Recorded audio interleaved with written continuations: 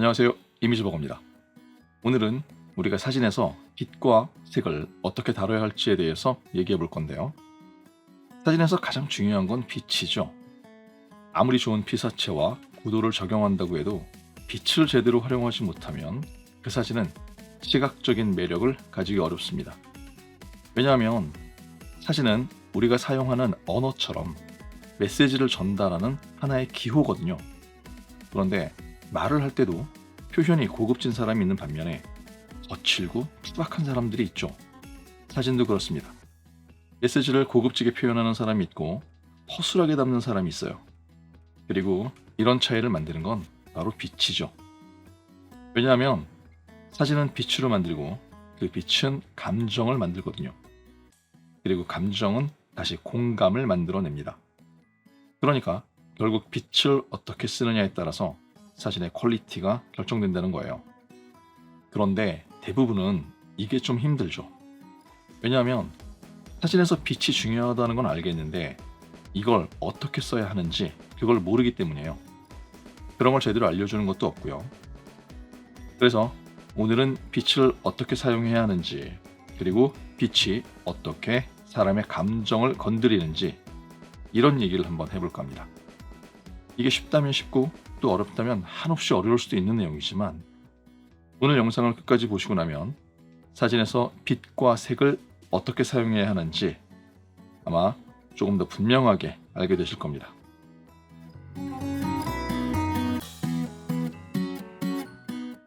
제가 맨날 하는 말이지만 사진은 이성이 아니라 감정이 어필하는 매체입니다.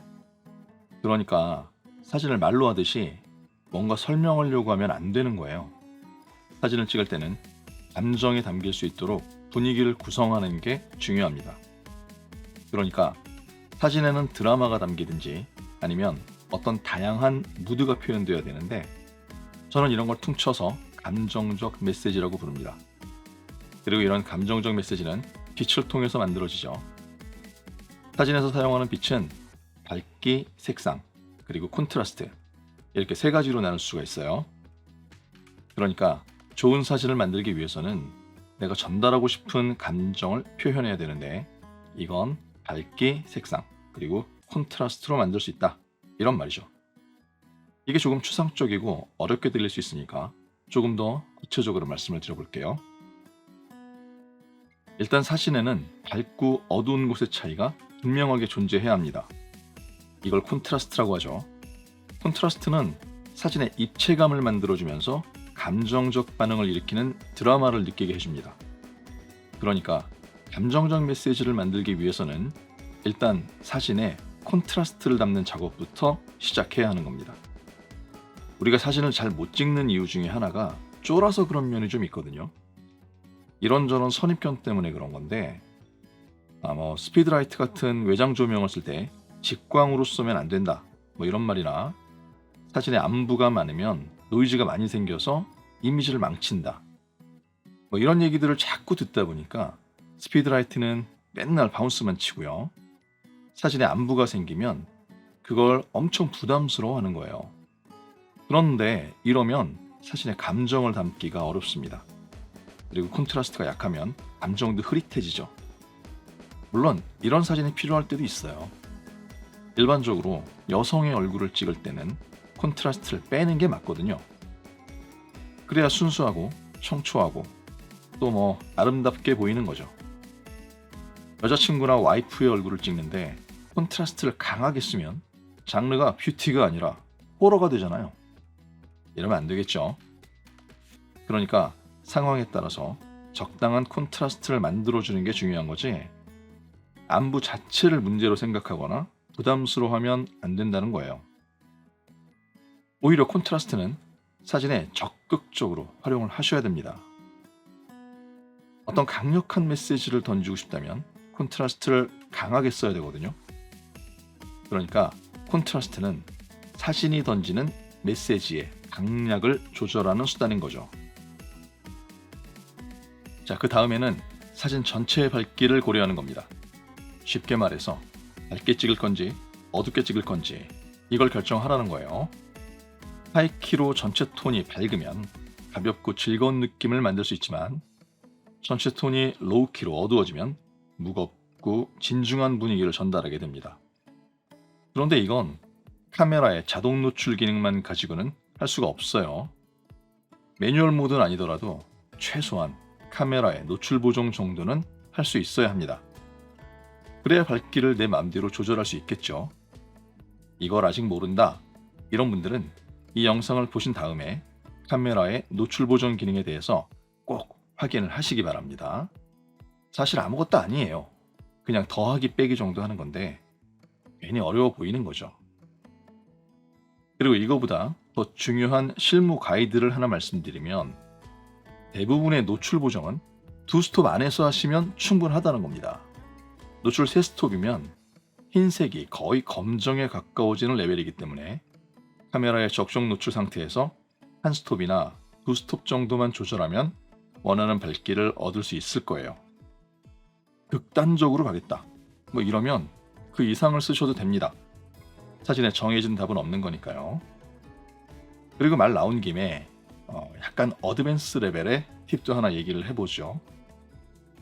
사진을 찍을 때 사진 전체의 밝기랑 피사체의 밝기는 따로따로 생각하는 게 좋습니다. 배경과 피사체의 밝기가 달라져야 하는 경우가 많거든요.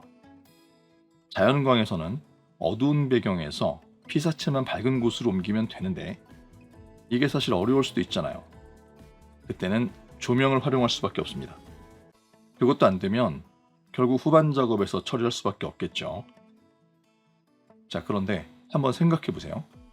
지금 이렇게 배경과 피사체의 밝기를 다르게 하는 건 사진의 밝기뿐만 아니라 이미지 전체의 콘트라스트를 만드는 거잖아요.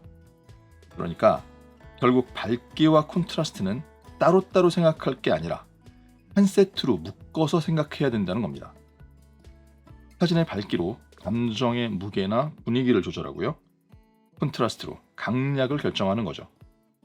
우리가 말을 할 때도 목소리의 분위기라는 게 있잖아요. 즐겁고 밝은 톤으로 말을 할 수도 있고 어둡고 묵직한 톤으로 말을 할 수도 있는 것처럼 사진의 밝기는 감정의 톤을 결정합니다. 그리고 콘트라스트는 목소리의 크기나 어조 같은 거라고 생각하시면 이해가 쉬우실 거예요. 자, 마지막 세 번째는 색상에 대한 겁니다. 색은 공부할 게 정말 많은 분야죠. 더구나 요즘은 모든 게 디지털이기 때문에 디지털 컬러에 대한 부분도 공부를 해야 합니다. 사실 그게 더 중요하죠. 디지털 컬러에서는 우리가 흔히 알고 있는 먼셀의 색상원 같은 건 의미가 없어요. 오히려 이걸 수치화해서 사용하는 휴 각도라든가 다양한 디지털 색 공간에 대한 지식이 훨씬 중요합니다. 이게 뭔 소리야? 이렇게 생각하시는 분들은 그냥 넘어가셔도 돼요. 나중에 조금 더 깊이 있는 공부를 하실 때 그때 참고하시면 되겠습니다. 오늘 우리는 보색이 뭔지, 그리고 이걸 사진에 어떻게 활용할 건지, 그리고 그 사이에 유사색을 어떻게 연결할 건지, 이런 얘기를 할 거예요. 이게 제일 기초고요. 사진 색상의 시작입니다. 자, 지금부터 사진에서 색을 사용할 때 반드시 알고 있어야 되는 거 딱 3가지만 말씀드릴게요. 이건 뭐 그렇구나 이런 정도로 이해하시는 게 아니라 툭 치면 탁 하고 나올 수 있도록 외우셔야 됩니다. 먼저 빛의 삼원색이에요. 빛의 삼원색은 RGB죠. 빨강, 초록, 파랑, 이렇게 3가지 색상을 말합니다. 이 정도는 대부분 알고 계시죠? 다음은 보색이에요. 디지털 컬러에서 색상은 각도로 표시하는데요. 색상원에서 정확하게 반대편에 있는 색, 그러니까 각도로 따지면 정확하게 180도 위치에 있는 색을 서로 보색이라고 합니다. 그래서 빛의 삼원색인 RGB의 보색은 CMY, 그러니까 사이언, 마젠타, 옐로우, 이렇게 3가지 색상입니다. 빨강색은 휴각도가 0도거든요. 그러면 보색은 180도에 있는 컬러겠죠. 휴각도 180도는 사이언이에요. 그래서 빨강과 사이언은 서로 보색 관계에 있는 거죠. 그리고 보색을 서로 합치면 무채색이 됩니다. 자, 밑도 끝도 없이 이런 식으로 얘기를 하니까 좀 어렵죠. 사실 이거 원리까지 제대로 설명하려면 몇 시간을 떠들어도 모자랄 거예요. 그러니까 이건 그냥 외우세요. 이건 원리를 아는 것보다 실제로 알고 사용하는 게 훨씬 더 중요합니다. 빨강과 사이언이 서로 보색이고요. 초록과 마젠타가 서로 보색입니다. 그리고 파랑은 노란색이랑 보색이에요.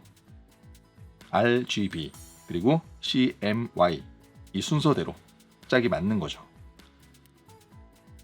자, 이걸 이렇게 길고 장황하게 떠들고 있는 건 보색이 사진 컬러의 기초 중의 기초 개념이면서 사진을 찍을 때 실제로 많이 사용하는 거라서 그래요. 그러니까 이건 무조건 외우셔야 합니다. 그리고 보색은 색상 대비의 끝판왕이죠. 그래서 보색 대비를 활용하면 사진에서 주제를 효과적으로 강조할 수 있게 됩니다. 이 사진에서는 노란색 조명이랑 파란색 하늘이 보색이죠. 그리고 간판에 있는 마젠타와 초록색도 보색입니다. 그런데 서로 너무 튀지 않고 싸우지도 않죠. 이건 초록색이랑 마젠타 얘네가 가진 영역이 별로 크지 않기 때문에 그래요. 게다가 이 간판이 파란색 영역에 들어가 있잖아요. 초록색이랑 파란색 그리고 마젠타랑 파란색 얘네가 각각 서로 이웃하는 유사색이거든요. 이러니까 사진에 있는 색들이 적절하게 어울리면서 효과적으로 주제를 강조하고 있는 겁니다. 좀 어렵나요? 이 정도가 어려운 분들은 보색을 일단 외우시고요. 이 부분을 다시 한번 보세요. 보색만 알고 있으면 절대 어려운 내용이 아닙니다. 유사색은 조금 있다가 따로 설명을 드릴 거예요. 자, 이 사진은 어떤가요? 하늘의 푸른색과 금빛의 노란색이 보색이잖아요. 이 사진도 그렇죠. 하늘에 구름이 많이 끼거나 역광이 심해서 하늘이 하얀색으로 찍혔다면 황금색 주제가 이렇게 도드라지지 못했을 겁니다.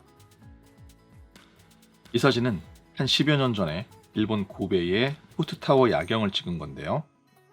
포트타워의 마젠타 컬러와 고베 해양박물관의 초록색이 서로 대비를 이루고 있네요. 보색이죠. 그런데 두 건물 사이의 지면이 노란색 계통이잖아요. 고베타워에도 노란색이 많고요. 노란색이 빨강과 초록을 연결해주기 때문에 서로 이질감이 느껴지지 않습니다. 이 공간의 조명을 이렇게 설계해서 세팅한 이유가 있는 거죠. 자, 이렇게 보색을 사용하면 서로 색상 대비를 이루면서 주제를 강조하고 어울리는 배색을 만들 수 있습니다. 그리고 그 사이에 유사색을 섞어주면 충격이 없는 자연스러운 배색을 만들 수 있는 거죠. 자, 그럼 이번에는 유사색에 대해서 말씀을 드릴게요. 유사색은 색상원에서 서로 가까이 바로 옆에 있는 색을 말합니다. 추각도로 따지면 60도 이내의 색상 이런 건데 아직은 이런 개념이 낯설 테니까 그냥 빨주노초 파남보에서 서로 옆에 있는 색이라고 생각하시면 되겠습니다. 그리고 여기서 남색과 보라색만 마젠타로 바꿔주면 얼추 비슷해지는 거예요. 그리고 주황색은 빨강과 노랑 사이에 추각도 30도 지점에 있는 색이거든요. 그래서 빨강의 유사색이 주황색이기도 하지만 노랑도 빨강의 유사색으로 사용할 수 있습니다. 노란색은 휴각도가 60도거든요. 휴각도 60도 이내의 색은 유사색으로 사용할 수 있다고 말씀드렸죠. 보통 가을에 단풍이 들면 파란색 하늘을 배경으로 노란색 은행잎이랑 빨간색 단풍 그리고 초록색 나뭇잎이 함께 보이잖아요. 이게 되게 예쁘죠? 왜 그럴까요? 이게 빨강, 노랑, 초록이 서로 유사색이라서 그래요. 아주 잘 어울리는 거죠.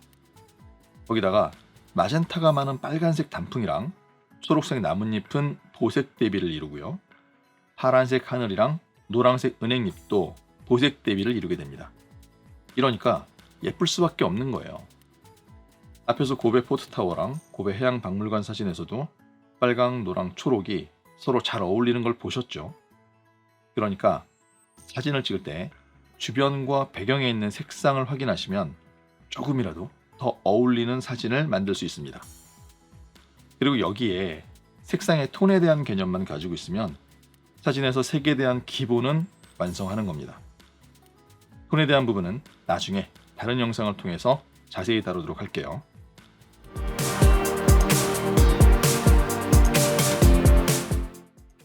자, 지금까지 빛을 활용하는 방법과 이걸 통해서 사진의 감정을 만드는 방법을 말씀드렸습니다. 기본적으로 밝기는 감정의 무게를 조절하고요. 콘트라스트는 강약을 만들어줍니다. 그리고 얘네 둘은 한 세트로 묶어서 생각하라고 말씀드렸죠. 그 다음에 색상은 감정을 직설적으로 드러낼 수 있기 때문에 사진에서 감정을 만드는 가장 강력한 도구로 활용을 합니다. 그런데 이걸 제대로 말씀드리려면 거의 책을 한 권 써야 되지 않을까? 그럴 정도로 내용이 많아서 오늘은 보색이랑 유사색에 대해서만 간략하게 말씀드렸어요. 그런데 사실 이 정도만 구현할 수 있어도 우리가 찍은 사진은 충분히 주목받을 수 있다고 생각을 합니다. 다만 이게 말로만 듣는 거랑 실제 필드에 나가서 적용해 보는 거랑은 좀 다른 얘기라서 이걸 그냥 듣는 걸로 끝내지 마시고요. 촬영할 때 꼭 적용을 해보시길 바라겠습니다. 자, 오늘은 여기까지 할게요. 모쪼록 오늘 영상도 여러분의 사진 생활에 작은 도움이 되셨길 바라겠습니다. 끝까지 시청해주신 여러분 모두 행복한 사진 생활 하세요.